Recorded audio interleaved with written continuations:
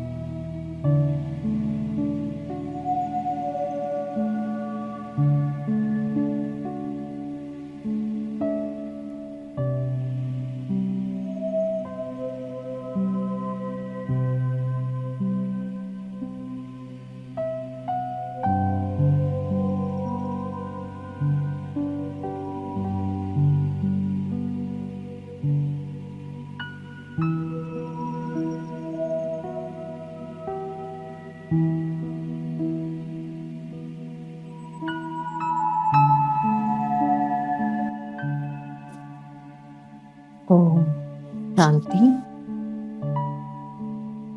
இந்த யோகத்திற்கான ஸ்வமானம்.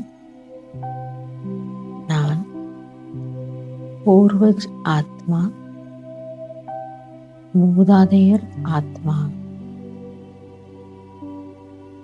நான் புருஷோத்தம சங்கமயுக பிராமணன். பாபா என்னை இந்த பிரம்மாவின் மூலமாக தன்னுடைய குழந்தையாக தேர்ந்தெடுத்துள்ளார். இன்றைய சங்கமயுக பிராமணர்கள்தான் நாளைய சத்யுக தேவதையாக ஆகின்றார்கள். பிராமணர்கள் மற்றும் தேவதைகள்தான் இந்த சிருஷ்டியின் பூர்வஜ் ஆத்மாக்கள்.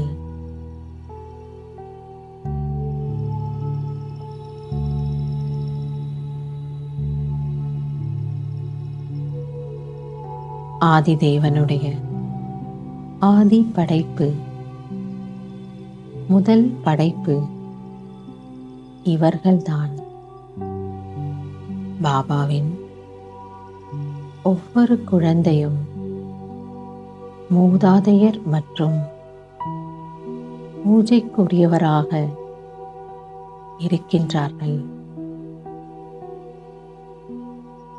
இந்த கல்ப விருட்சத்தின் வேர் பகுதியிலும் தண்டு பகுதியிலும் இவர்கள்தான் இருக்கின்றார்கள். தண்டு பகுதியானது முழு மரத்தினுடைய ஒவ்வொரு கிளையுடனும் ஒவ்வொரு இலையுடனும் தானாகவே தொடர்பு கொண்டுள்ளது. எனவே சிரேஷ்ட ஆத்மாவாகிய நான் முழு உலகத்திற்கும் மூதாதையன்.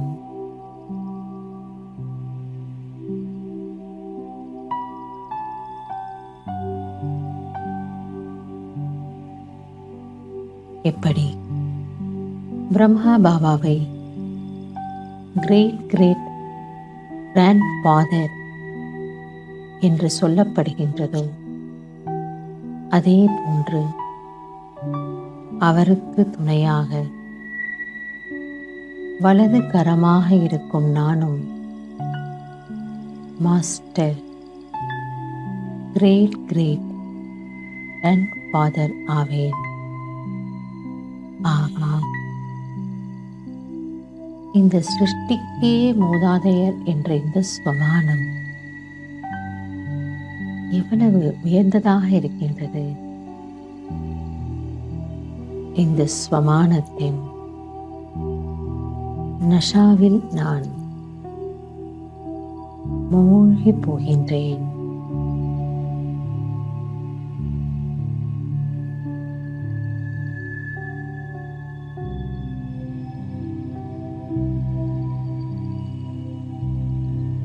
முழு உலகத்தின் ஆத்மாக்களுக்கும் அவர்கள் எந்த தர்மத்தை சேர்ந்தவர்களாக இருந்தாலும் சரி, அவர்களுக்கும் எனக்கும் நிச்சயமாக தொடர்பு இருக்கின்றது. அவர்களுடைய ஆதார மூர்த்தியாக ஆத்மா நான் இருக்கின்றேன்.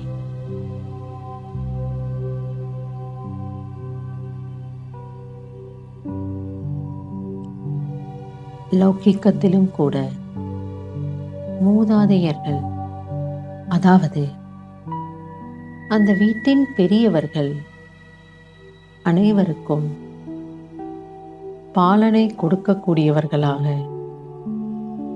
வழிகாட்டக்கூடியவர்களாக பார்ப்பார்கள்.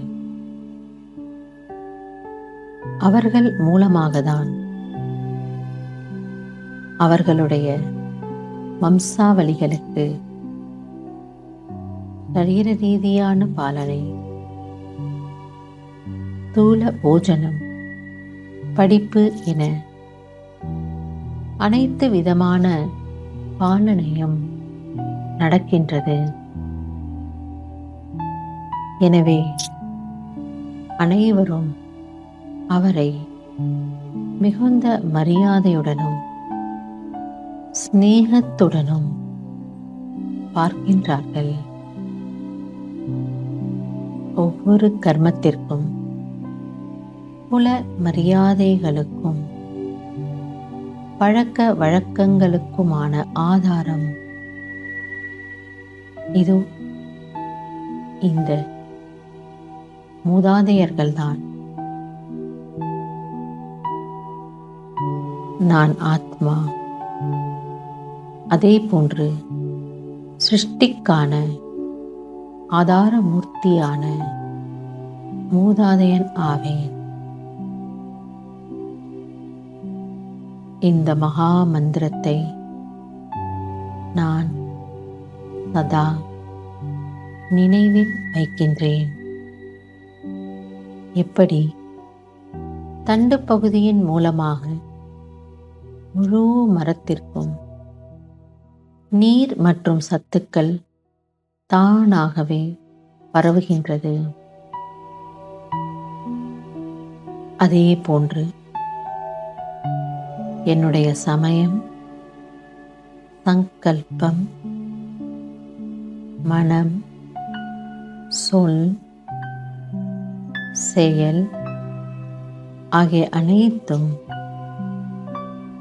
உலகத்தின் அனைத்து ஆத்மாக்களையும் சென்றடைகின்றது.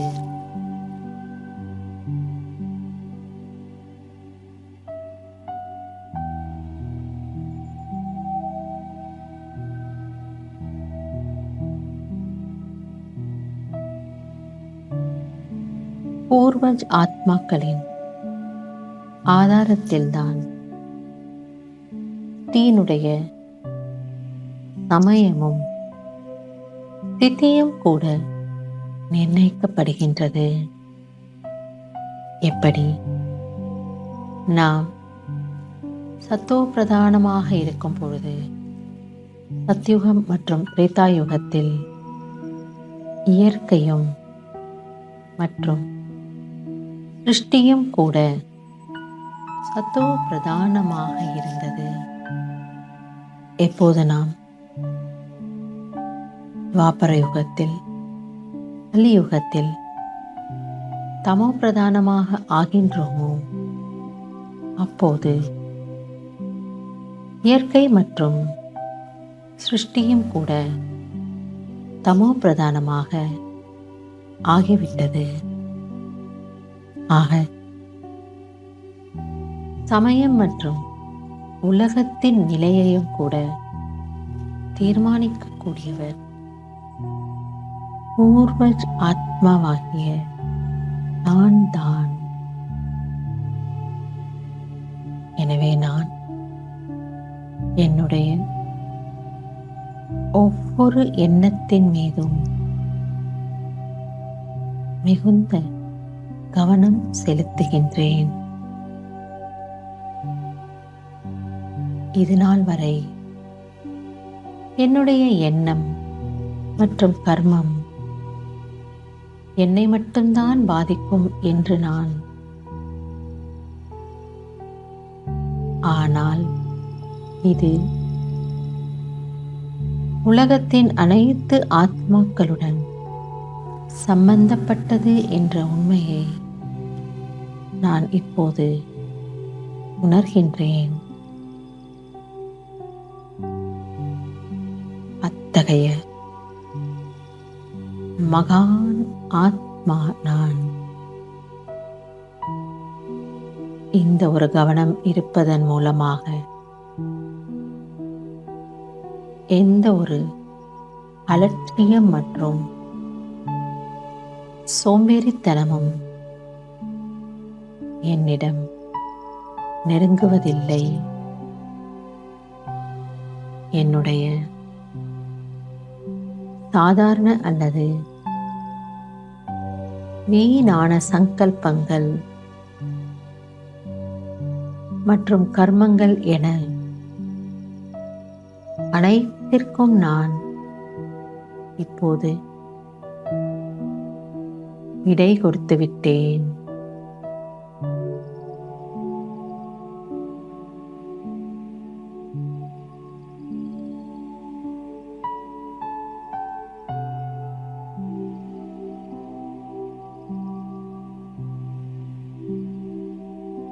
இந்த சுமானத்தில் நிலைத்திருக்கும் பொழுது 5 விகாரங்களும் மற்றும் 5 தத்துவங்களும் கூட எனக்கு சேவாதாரியின் ரூபத்தில் பணிவிடை செய்ய காத்திருக்கின்றன.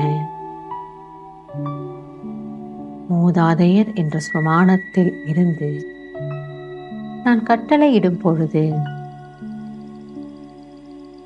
இயற்கையும் கூட என்னுடைய கட்டளையை ஏற்றுக்கொள்கின்றது. நான் பூர்வஜ் என்ற நினைவின் மூலம் யாரை பார்த்தாலும் இவர்களும் என்னுடைய வம்சாவளிகள், இவர்கள் என்னுடைய சகோதரர்கள் என்ற நினைவு எனக்கு வருகின்றது. எனவே நான் பிறருடைய குறைகளை பார்ப்பதில்லை. அவர்களுடைய சம்ஸ்காரங்கள் வேறு விதமாக இருந்தாலும் சரி, நான் என்னுடைய பூர்வஜ் ஆத்மா என்ற நினைவின் மூலம் அவர்களுடன் சம்பந்தம் தொடர்பில் வருகின்றேன்.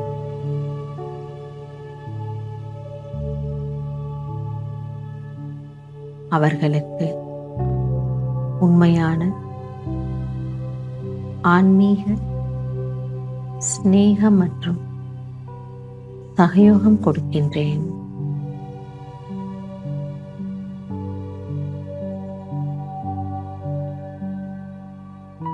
என்னுடைய சிரேஷ்டமான சேவையை பிறருக்கு ஆசீர்வாதம் கொடுப்பது மற்றும் ஆசீர்வாதம் கொடுப்பதுதான்.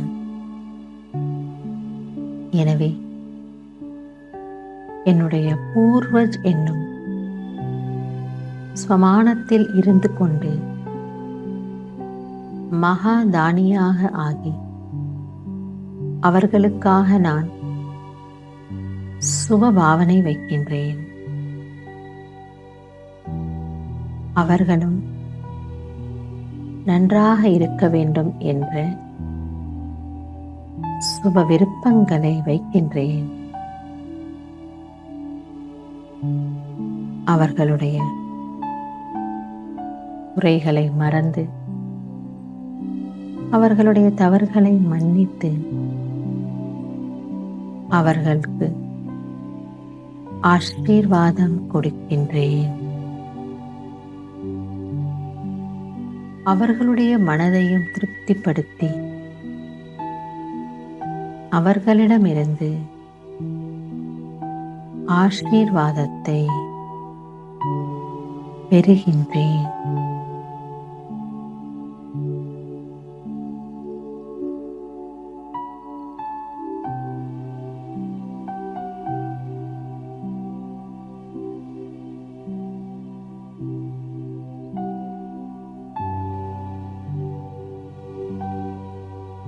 எப்படி பிரம்மா பாபாவிற்கு எவ்வளவுதான் எதிர்ப்புகள் இருந்தாலும் அவர் தான் ஆதி தேவ்,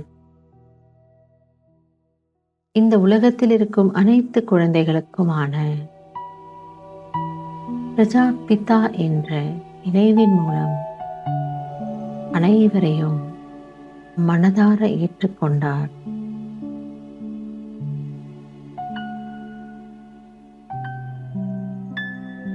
அனைவருக்காகவும் சுப பாவனை வைத்தார். அதே போன்று நானும் இவர்களும் என்னுடைய வம்சாவளியினர்தான். கல்பத்துக்கு முன்னால் வந்த என்னுடைய பரிவாரத்தை சேர்ந்தவர்கள். இந்த உயர்ந்த ராவண பரிவாரத்தை சேர்ந்தவர்கள் என்ற நினைவின் மூலம் அவர்களுக்கு ஆசீர்வாதத்தை கொடுக்கின்றேன்.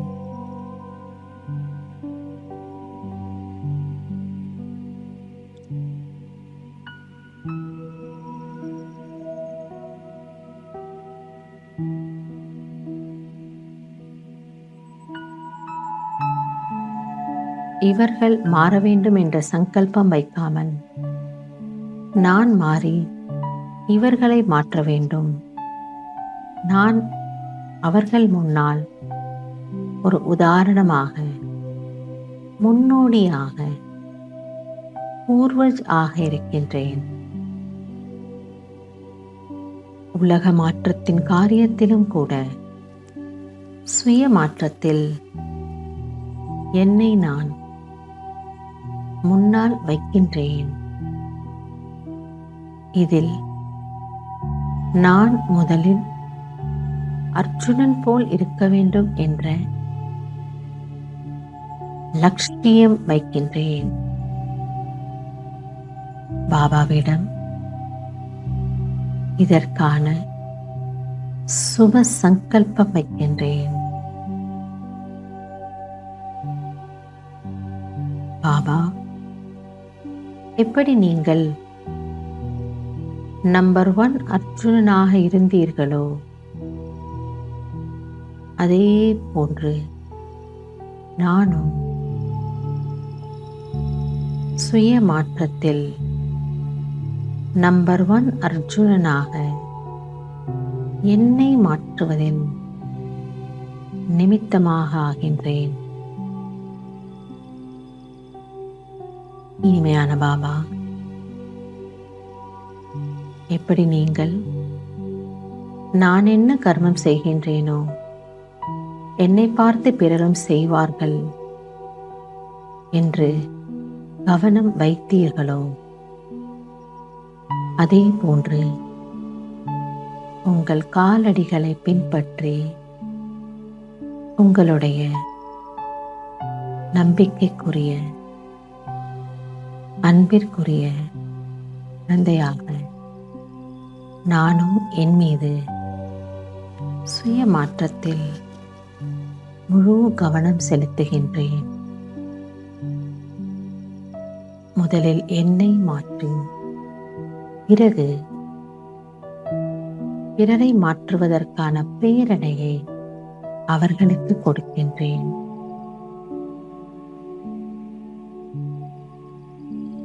இந்த விஷயத்தில் நான் மூதாதையராக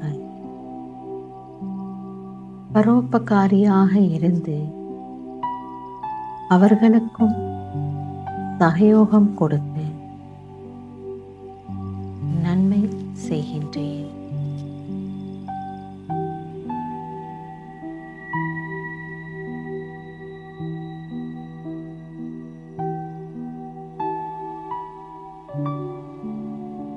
சிருஷ்டியின் விதையான பாபாவிடமிருந்து கிடைத்திருக்கக்கூடிய வார்த்தைகள் அனைத்தும் அழிவற்றது.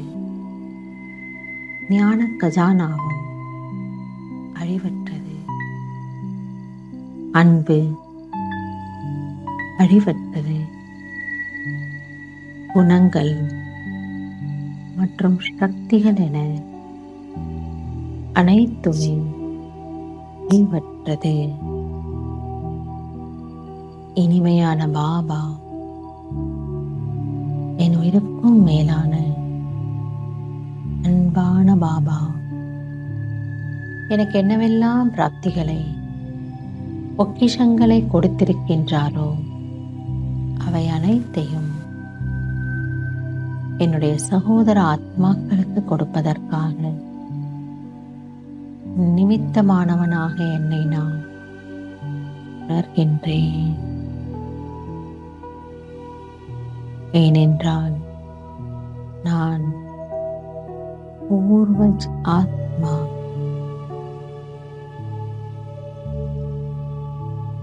ஓம் சாந்தி.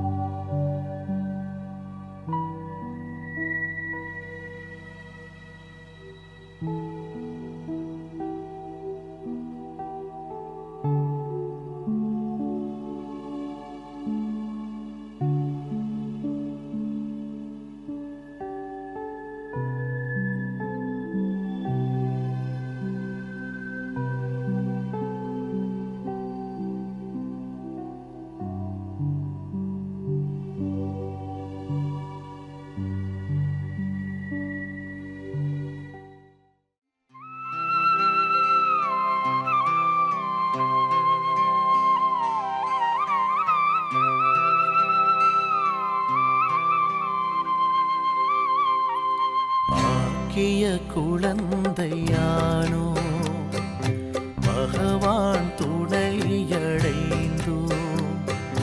பாக்கிய குழந்தையானோ பகவான் துணையடைந்தோ. நாமோ அவரது உரிமை, நாமோ அவரது உரிமை. அவரோ நமக்கு சொந்தம், நமக்கே பாக்கிய குழந்தையானோ. பகவான் துணையடைந்தோ. நாமோ அவரது உரிமை, நாமோ அவரது உரிமை. அவரோ நமக்கு சொந்தம், நமக்கே.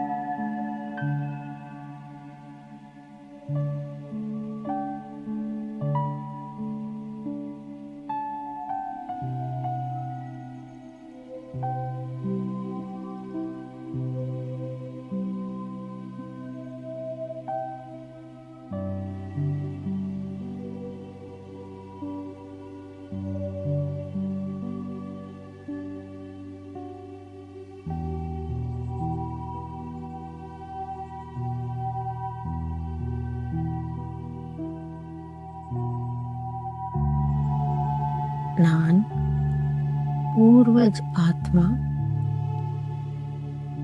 நான் மூதாதை. இந்த படைப்பு என்னும் கல்ப விருட்சத்தை என் மனக்கண்ணில் பார்க்கின்றேன். இந்த முழு சிருஷ்டியும் ஒரு அழகான மரமாக என் முன்னால் தெரிகின்றது. இந்த கல்ப விருட்சத்தின் விதை ரூபமாக பரம்பிதா பரமாத்மா சர்வ சக்திவான் சிவ் பாபா இருக்கின்றார். இந்த முழு விருட்சத்தின் சாரம் இதனுடைய முதல், இடை, கடைசியின் ஞானம் முழுவதும் அந்த விதையில்தான் அடங்கியிருக்கின்றது.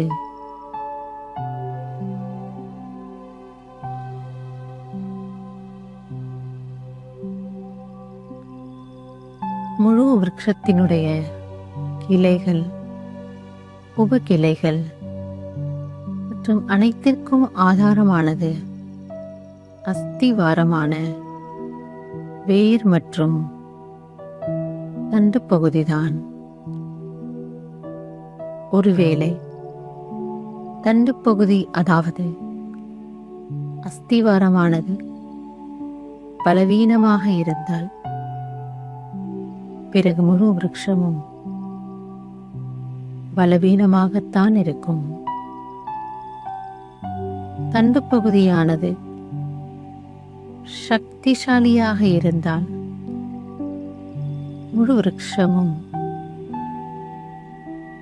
சக்தி நிறைந்ததாக, பலமானதாக இருக்கும். விருட்சத்தினுடைய ஒவ்வொரு இலையும் கூட கிளைகளின் மூலமாக, தண்டுப்பகுதியின் மூலமாகத்தான் விதையுடன் தொடர்பு கொள்கின்றது.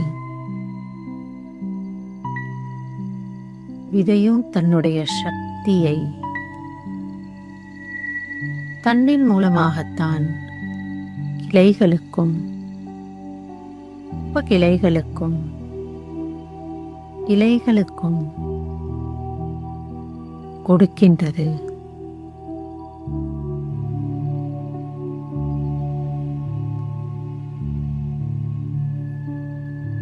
சர்வ சக்திவானாகிய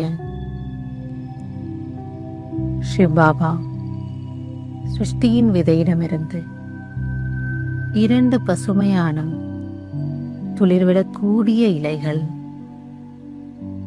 இதோ இந்த சங்கம யுகத்தில் வெளிப்படுகின்றது. அவர்கள்தான் பிரஜாபிதா பிரம்மா பாபா மற்றும் ஜெகதம்பா மா சரஸ்வதி ஆவார். சர்வ சக்திவானுக்கு சமமான நிலையில் இருந்தவர்கள் இவர்கள். அவர்களுடன் இணைந்து பிரம்மாவின் வாய்வழி வம்சாவளி பிராமணர்கள்,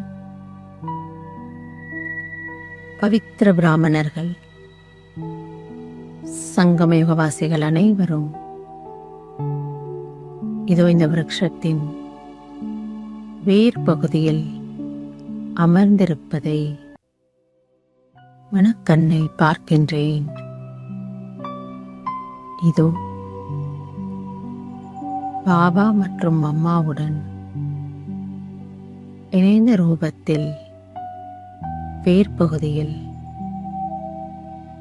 என்னையும் நான் பார்க்கின்றேன்.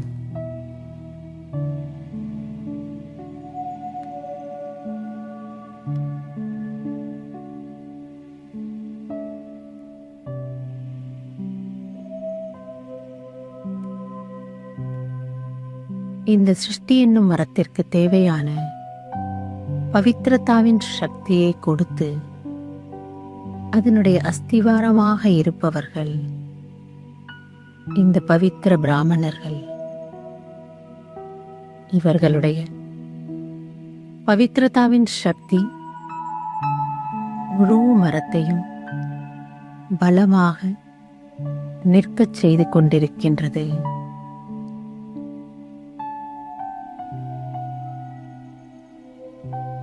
இவர்களுடைய இந்த புருஷார்த்தத்தின் பலனாக சத்யுகம் மற்றும் திரேதாயுகத்தின், அதாவது விருட்சத்தின் முக்கியமான தண்டு பகுதி வெளிப்படுகின்றது. தேவி தேவதைகளாக சம்பூர்ண நிர்விகாரி ஆத்மாக்களினுடைய அஹிம்சா பரமோ தர்மமாக இந்த மரம் வளர ஆரம்பிக்கின்றது. எண்ணிக்கையில் குறைந்த ஆத்மாக்களாக இருந்தாலும் பலமான சக்தி நிறைந்த சத்தோ பிரதானமான ஆத்மாக்கள் இவர்கள்தான்.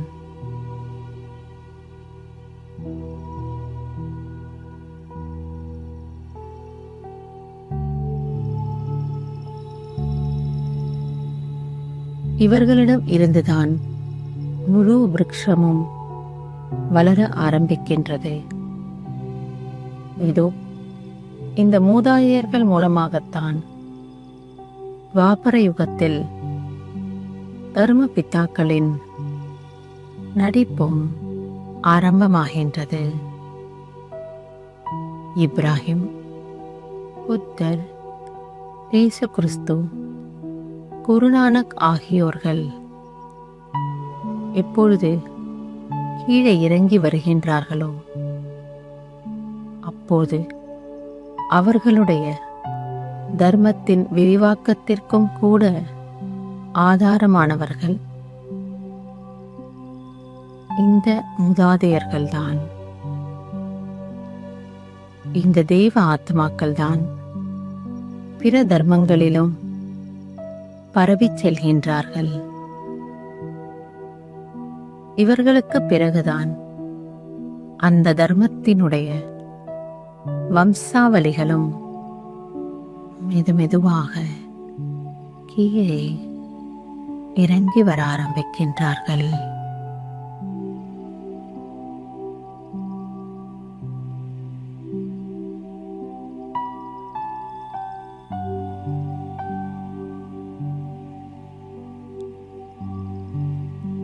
இப்படியாக இந்த மூதாதையர்கள் கலியுக இறுதி வரைக்கும் கூட அவர்களுடைய உன்னதமான நடிப்பை நடிக்கின்றார்கள். விருட்சத்தின் ஆதி முதல் அந்தம் வரை 84 பிறவிகளில் பல்வேறு நடிப்புகளில் பல்வேறு பாகங்களில் விதையுடன் நேரடி தொடர்பு கொண்ட வேர் பாகத்தில் மூதாதையராக இருக்கும் நான், ஆத்மா, மிக முக்கியமான பங்கை வகிக்கின்றேன்.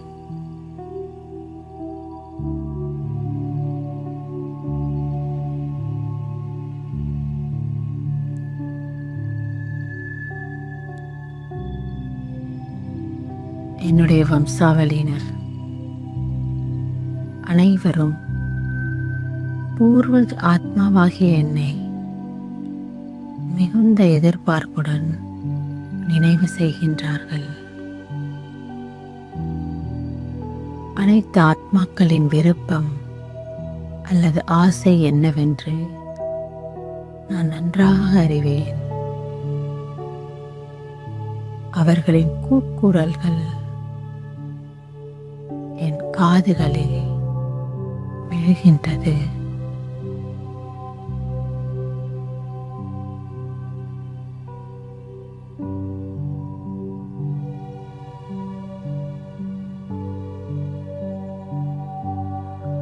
அவர்களுடைய மனதில் 2 நிமிடமாவது சுகம் மற்றும் சாந்தி நிறைந்த வாழ்க்கையை நான் வாழ விரும்புகின்றேன். என் மனதில் சற்றும் நிம்மதியே இல்லை. செல்வம், வசதி வாய்ப்புகள் மற்றும் சாதனங்கள் என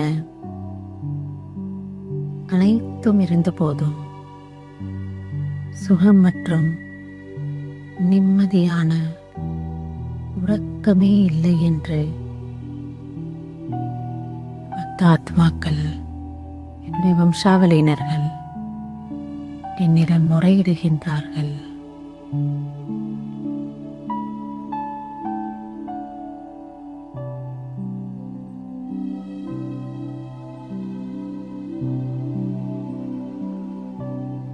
இன்றைய உலகின் ஆத்மாக்கள் சுகம், சாந்தி மற்றும் உண்மையான சந்தோஷத்திற்கான தாகத்தில்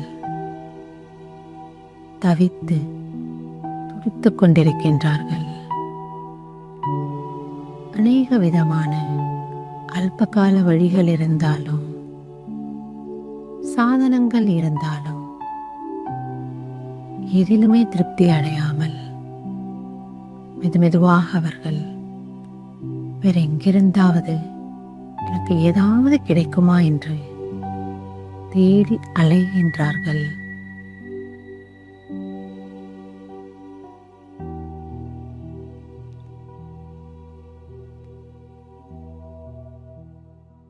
ஆனால் எதன் மூலமும் நிரந்தரமான சுகம், சாந்தி கிடைக்காமல் இறுதியில் இது எதுவுமே உண்மையான வழியல்ல என்பதை அவர்கள் உணர்கின்றார்கள்.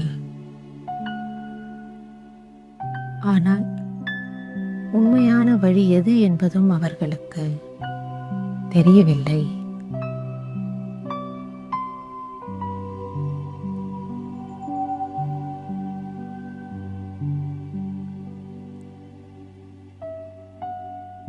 எனவே அனைவரும் மூதாதையராகிய என்னை தேடுகின்றார்கள். ஒவ்வொருவரும் அவர்களுடைய இஷ்ட தெய்வத்தையை கூப்பிடுகின்றார்கள். என்னுடைய இஷ்ட தெய்வமே, என் குல தெய்வமே, வாருங்கள், என் மீது கொஞ்சம் கருணை காட்டுங்கள், என்னை மன்னியுங்கள், எனக்கு அமைதி கொடுங்கள் என்று அழைக்கிறார்கள். பக்த ஆத்மாக்களின் அந்த குரல்கள் துக்கத்தின் அழுகுரல்கள் என் காதுகளில் ஒலிக்கின்றது.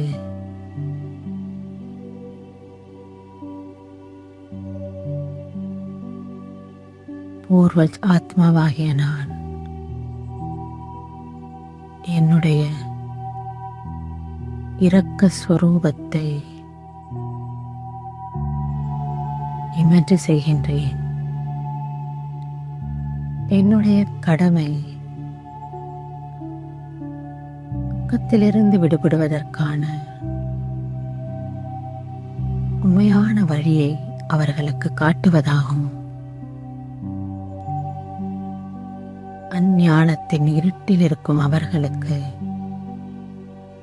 உண்மையான வெளிச்சத்தை நான் காட்டுகின்றேன். எப்படி மரத்தில் இருக்கும் பூ, காய் மற்றும் கனிகள்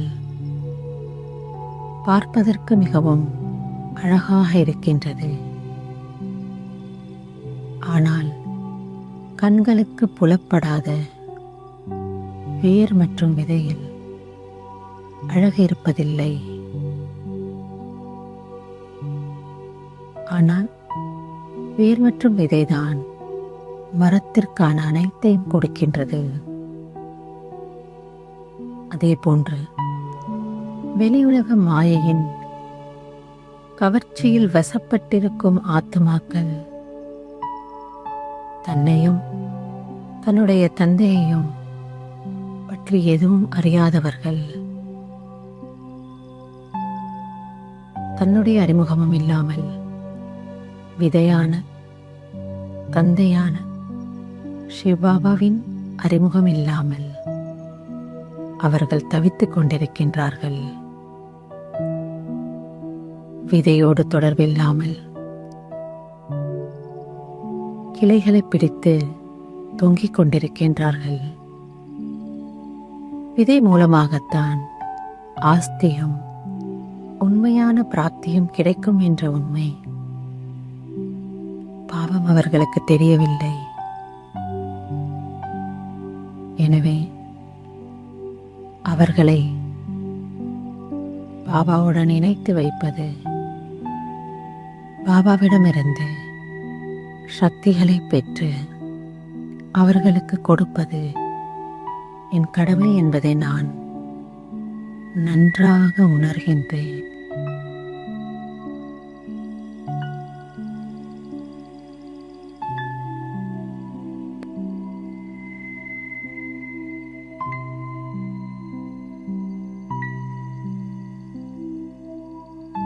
பாபா சொல்கின்றார், குழந்தாய், இது உன்னுடைய வானப்பிரஸ்த நிலைக்கான நேரமாகும்.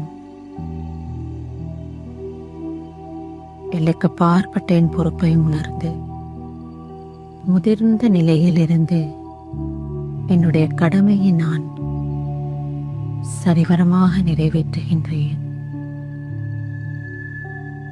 என்னுடைய எல்லைக்கப்பாற்பட்ட தொழிலை நினைவு செய்கின்றேன். சிறு வெள்ளையை போன்று எல்லைக்குட்பட்ட விஷயங்களின் தடைகளின் பிரச்சனைகளில் மாட்டிக்கொள்ளாமல் அவற்றிலிருந்து விடுபடுகின்றேன்.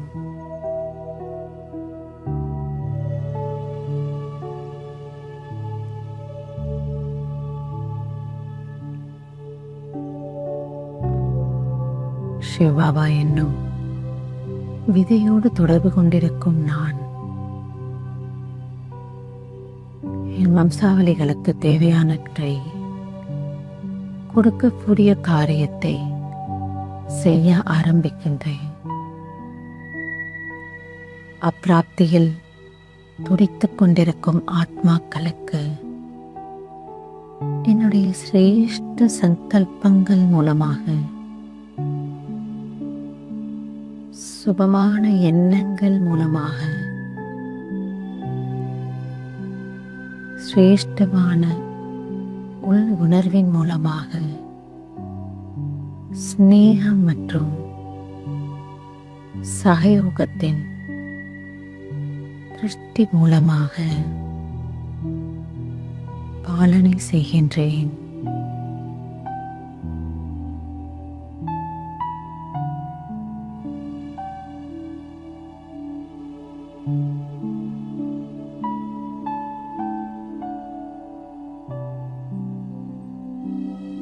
பூர்வ ஆத்மாவாகிய நான் என்னுடைய திருஷ்டி மூலம் அனைவரிடமும் சகோதரத்துவத்தை அனுபவம் செய்விக்கின்றேன். பரந்தாமத்தில் கூட அந்த தலைகீழான ஆத்மாக்களின் விருட்சத்தில் மூதாதையராகிய நான் பாபாவின் கழுத்து மாலையை போன்று அவருக்கு மிக அருகாமையில் இருக்கின்றேன். ஆஹா, ஸ்வயம் சர்வ சக்திவான், ஸ்வயம் பகவானின் அருகாமையில் இருக்கும் உயர்ந்த ஆத்மா நான் என்ற ஆன்மீக நஷாவை அனுபவம் செய்கின்றேன்.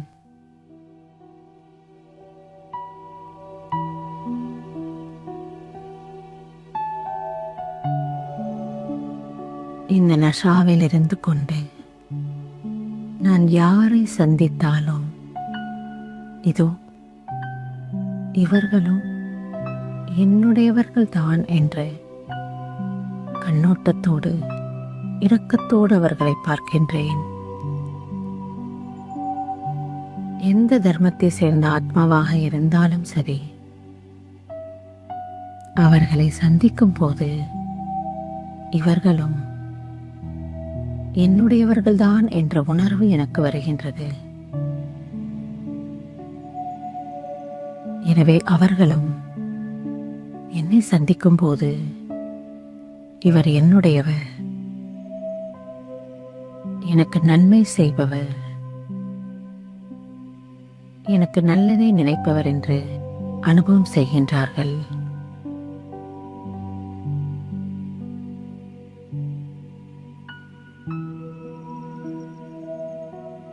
ஞான சூரியனாகிய சிவபாபா ஞானத்தின் வெளிச்சத்தை எனக்குள் நிரப்புகின்றார். அன்பு கடலாகிய சிவபாபா அன்பின் நீர் துளிகளை எனக்குள் நிரப்புகின்றார்.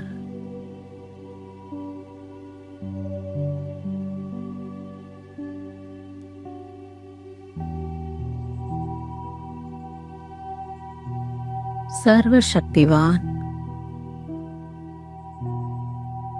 சக்தியின் கிரணங்களை எனக்குள் நிரப்புகின்றார். நான் பூர்வஜ் ஆத்மா ஞானம், அன்பு, குணம் மற்றும் சக்திகளை பாபாவிடமிருந்து பெற்று என்னை நிரப்பிக் கொண்டிருக்கின்றேன்.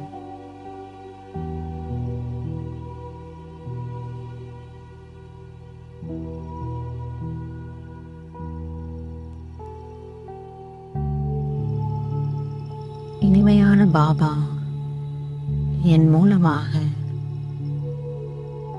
இந்த விருட்சத்திற்கு வெளிச்சத்தையும் நீரையும் வெப்பத்தையும் கொடுக்கின்றார்.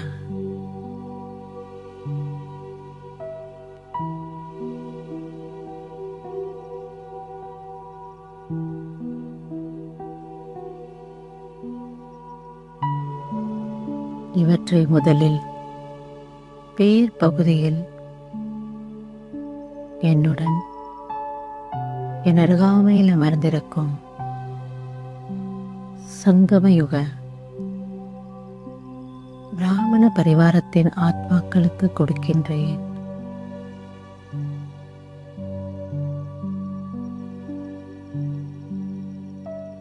இந்த பிராமண பரிவாரம் ஆரோக்கியமானதாகவும் சக்தி நிறைந்ததாகவும் தடையற்றதாகவும் ஆகட்டும் என்ற சுப சங்கல்பம் வைக்கின்றேன்.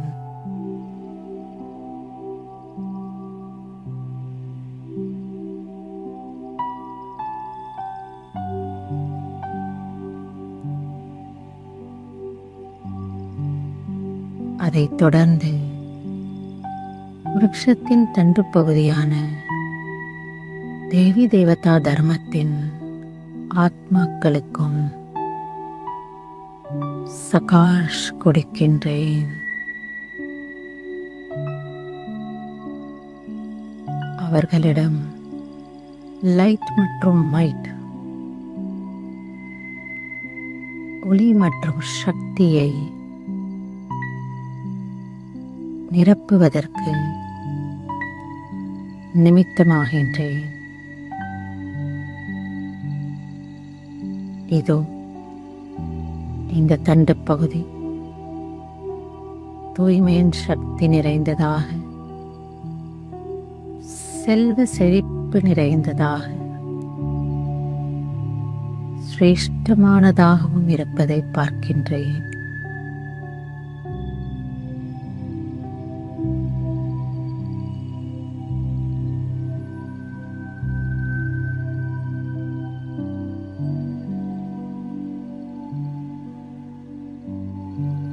துவாபர யுகத்தில் வரக்கூடிய தர்ம பிதாக்களுக்கும் கூட அவர்களுடைய தர்ம ஸ்தாபனையின் காரியத்தில் உதவியாக இருக்கும் வகையில் பாபாவிடமிருந்து பெற்ற ஞானம், குணம், சக்தி மற்றும் தூய்மையின் ஒளி கிரணங்களை அவர்களுக்கு கொடுக்கின்றேன்.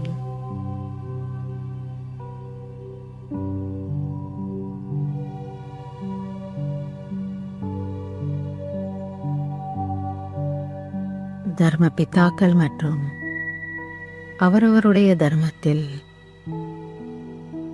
கலியுகத்தின் இறுதி வரை வரக்கூடிய ஆத்மாக்களுக்கு பாபா என் மூலமாக சக்திகளை கொடுத்து கொண்டிருக்கின்றார்.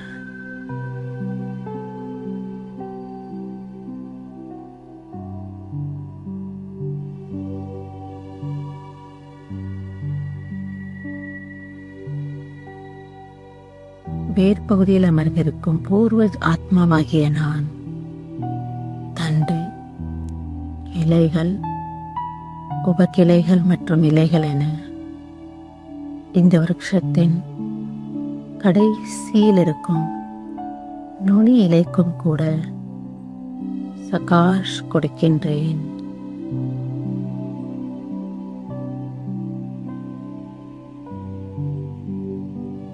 ஆத்துமாக்கள் அவர்களுடைய மனதின் துக்கம், வேதனை, கவலைகள், பயம் நீங்கி மனசாந்தியையும் சுகத்தையும் குஷியையும் அனுபவம் செய்கின்றார்கள்.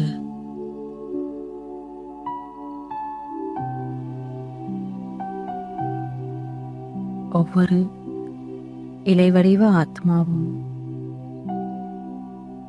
நிரம்பிக் கொண்டிருக்கின்றது.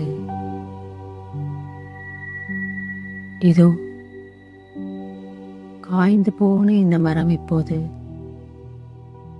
செழிப்பானதாகவும் பசுமையானதாகவும் காட்சியளிக்கின்றது.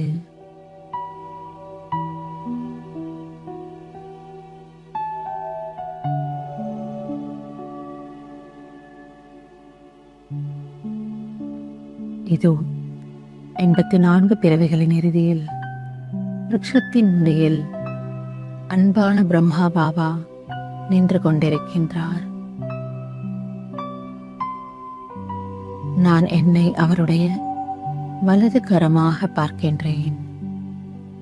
பாப் தாதா எத்தகைய காரியங்கள் சாக்காரத்தில் செய்தாரோ அதே போன்று விஸ்வ கல்யாண காரியத்திற்கு நிமித்தமானவனாக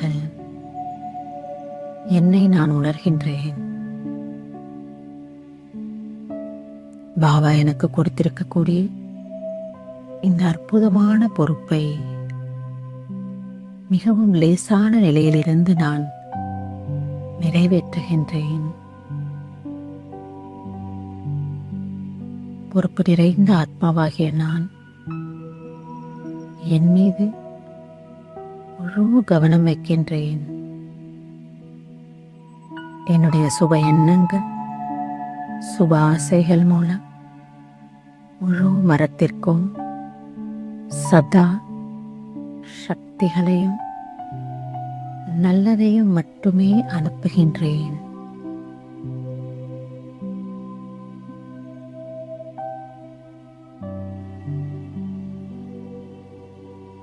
இந்த விருட்சத்தின் கிரேட் கிரேட் கிராண்ட்ஃபாதர் ஆகிய பிரம்மாவின் குழந்தை நான். மாஸ்டர், கிரேட் கிரேட் கிராண்ட்ஃபாதர், என் வம்சாவளிகளை சுகமாக வைத்திருப்பது என் கடமை. எனவே அவர்களுக்கு தேவையான அனைத்தையும் அதிகாலையிலேயே அமிர்த வேலை நேரத்திலேயே சிவபாபாவிடமிருந்து பெற்று அவர்களுக்கு நான் கொடுத்து விடுகின்றேன்.